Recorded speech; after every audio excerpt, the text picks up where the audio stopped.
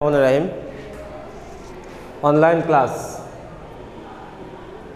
আজকের ক্লাসের বিষয়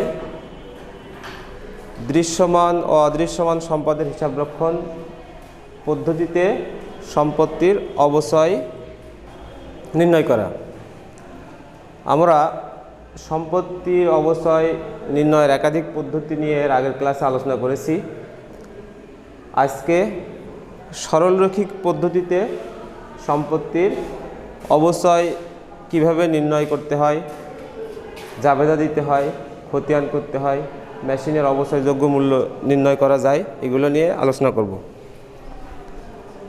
আমাদের হিসাব বিজ্ঞানের ওয়ালিউল্লাহ স্যারের বইয়ের উদাহরণ 5 নিয়ে আমরা ডিসকাস করব। 5-এ সম্পত্তির ক্রয় মূল্য, সংস্থাপন ব্যয়, পরিবহন খরচ দেওয়া আছে। মেশিনটির আয়ুষ্কাল ধরা আছে 10 বছর। আয়ুষ্কাল শেষে ভগ্নাবশেষ মূল্য 11,000 টাকা। প্রতিষ্ঠানটি প্রতি বছর 31শে ডিসেম্বর তারিখে হিসাব নিকাশ সম্পন্ন করে। ক নম্বরে মেশিনের অবচয়যোগ্য মূল্য নির্ণয় এবং সরলরৈখিক পদ্ধতিতে বার্ষিক অবচয় বের করতে বলা হয়েছে। প্রথম 2 বছরের জাবেদা চাওয়া হয়েছে, অবচয় হিসাবে খতিয়ান করতে বলা হয়েছে। আমরা ক নম্বরে মেশিনের অবচয়যোগ্য মূল্য নির্ণয় করা হলো, এটুকু লিখে নিয়ে মেশিনের অবচয়যোগ্য মূল্য বের করব। মেশিনের অবচয়যোগ্য মূল্য বের করতে হলে প্রশ্নে যে ক্রয় মূল্য দেওয়া আছে এর সাথে সংস্থাপন ব্যয় 80,000 যোগ হবে, পরিবহন ব্যয় 10,000 যোগ হবে, যোগ করে মেশিনের মোট ক্রয় সংক্রান্ত মূল্য দাঁড়ালো 3,11,000 টাকা। এই 3,11,000 থেকে প্রশ্নে ভগ্নাবশেষ মূল্য দেওয়া আছে 11,000, এইটা বাদ দিতে হবে। বাদ দিলে থাকে 3 লক্ষ টাকা। এই 3 লক্ষ টাকা হচ্ছে মেশিনের অবচয়যোগ্য মূল্য। এখন সরলরৈখিক পদ্ধতিতে বার্ষিক অবচয় নির্ণয় করতে বলা হয়েছে। সরলরৈখিক পদ্ধতিতে বার্ষিক অবচয়ের সূত্র একাধিকভাবে লেখা যায়। আমরা এখানে লিখে নিয়েছি বার্ষিক অবচয় সমান অবচয়যোগ্য মূল্য ভাগ আয়ুষ্কাল। অবচয়যোগ্য মূল্য না লিখে এখানে সম্পত্তির মোট ক্রয় মূল্য থেকে ভগ্নাবশেষ মূল্য বাদ দিয়ে আয়ুষ্কাল দ্বারা ভাগ করলেও হয়, কিন্তু আমাদের যেহেতু অবচয়যোগ্য মূল্য বের করা আছে তাই আমরা অবচয়যোগ্য মূল্যকে আয়ুষ্কাল দ্বারা ভাগ করে সরলরৈখিক পদ্ধতিতে বার্ষিক অবচয় পেলাম 30,000 টাকা।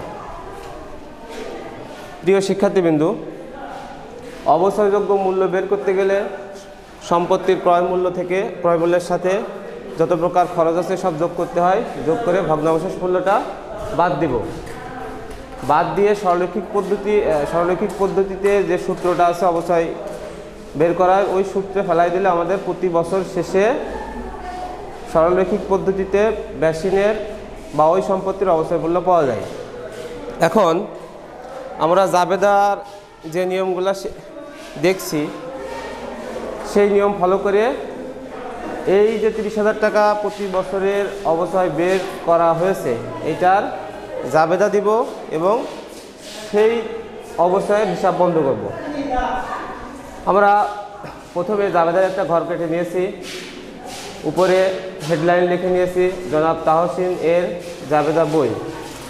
বাম পাশে তারিখের ঘর, তারপরে বিবরণের ঘর, খতিয়ান পৃষ্ঠা ডেবিট টাকা, ক্রেডিট টাকা। প্রথমে 2011 সালের জানুয়ারি 1 তারিখে প্রশ্নে মেশিন ক্রয় করার কথা বলা আছে। মেশিন ক্রয় বা কোনো সম্পত্তি ক্রয় করলে জাবেদা হয় মেশিন বা উক্ত সম্পত্তি হিসাব ডেবিট, নগদান হিসাব ক্রেডিট।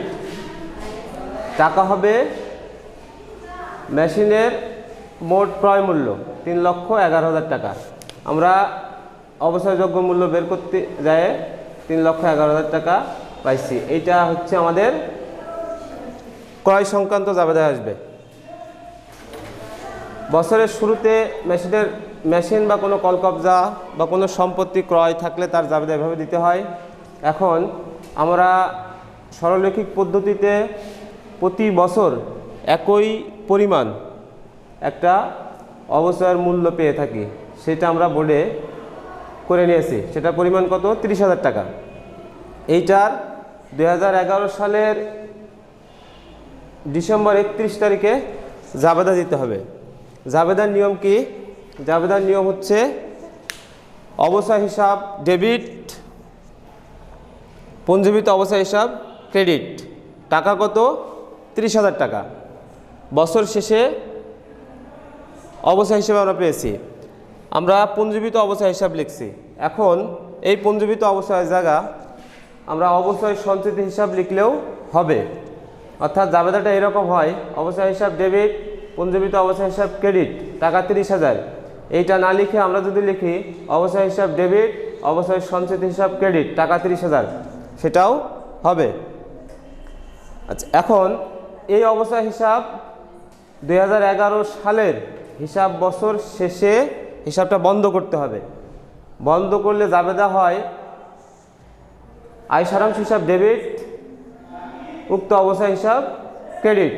তারিখ হবে বছরের শেষ তারিখ, সেখানেও টাকা অবচয়ের টাকাটাই আসবে। তাহলে আমরা দেখতে পাচ্ছি 2011 সালের জানুয়ারি মাসের 1 তারিখে একটা জাবেদা হলো এবং ডিসেম্বর মাসের 31 তারিখে দুইটা জাবেদা দিয়েছি, একটা অবচয়ের আর একটা ওই অবচয় হিসাবকে বন্ধ করার জন্য। আমাদের প্রশ্নে চাওয়া হয়েছে 2 বছরের সরলরৈখিক পদ্ধতিতে জাবেদা। এখন আমরা চলে যাই 2012 সালের ডিসেম্বর 31 তারিখে। 2012 সালের ডিসেম্বর 31 তারিখে অবচয়ের জাবেদা হয় অবচয় হিসাব ডেবিট, পঞ্জীবিত অবচয় হিসাব ক্রেডিট, টাকা 30,000। এখন আমি বলি প্রত্যেক বছরেই অবচয় হিসাব ডেবিট, পঞ্জীবিত অবচয় হিসাব ক্রেডিট করা হয়েছে। এখানে পঞ্জীবিত অবচয়ের জায়গায় অবচয় সঞ্চিত হিসাব ক্রেডিট করলেও হয়, টাকা হবে 30,000। একটা মজার বিষয় হলো সরলরৈখিক পদ্ধতিতে প্রতি বছর অবচয়ের পরিমাণ সমান টাকা থাকে। এই অবচয়কে এখন আয় সারাংশ হিসাবে ট্রান্সফার বা স্থানান্তর অথবা হিসাব বন্ধ করতে হবে। সেইটা জাবেদাও বছরের শেষ তারিখে হয় 2012 সালের ডিসেম্বর 31 তারিখে। জাবেদা কি হবে? আয় সারাংশ হিসাব ডেবিট, অবচয় হিসাব ক্রেডিট, টাকা কত? 30,000।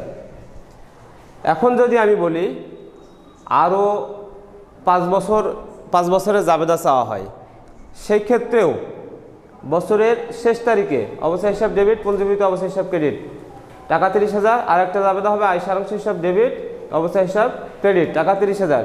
শুধুমাত্র কি হবে? আমাদের সালটা চেঞ্জ হবে। সাল বলতে বছর।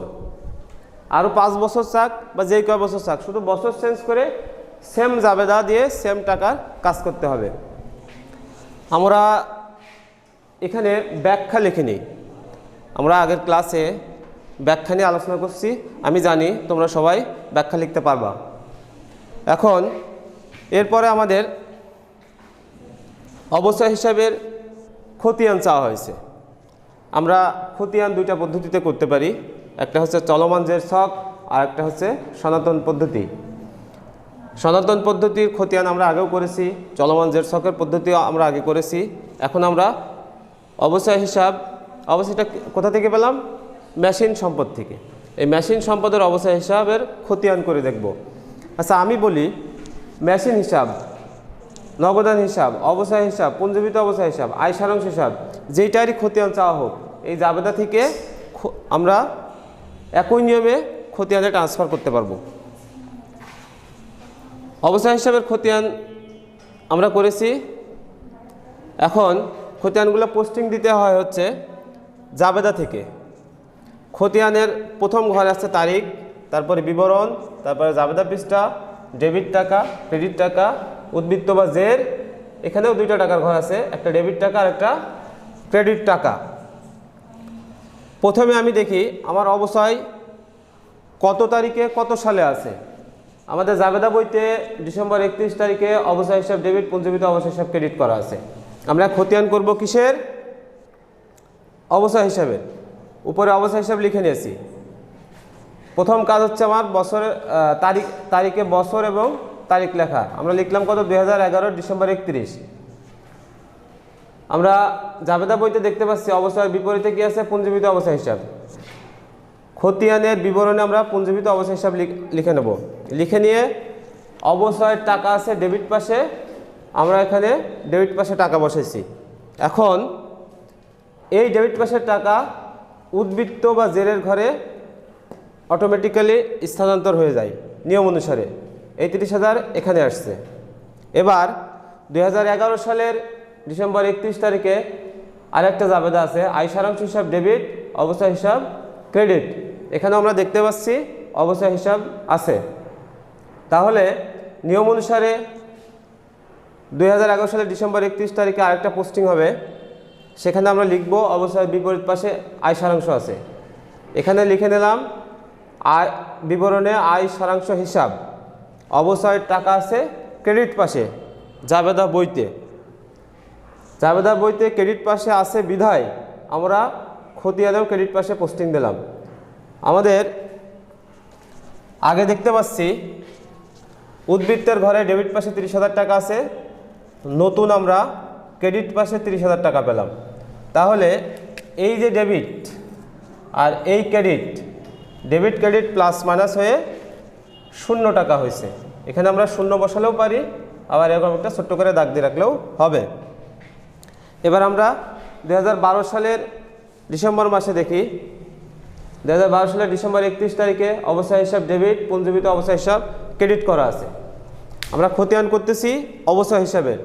সর্বপ্রথম কাজ আমাদের 2012 সালের ডিসেম্বর 31 এই তারিখটা লেখা।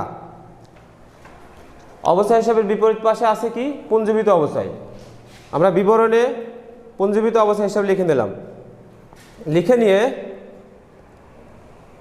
টাকা বসালাম ডেবিট পাশে।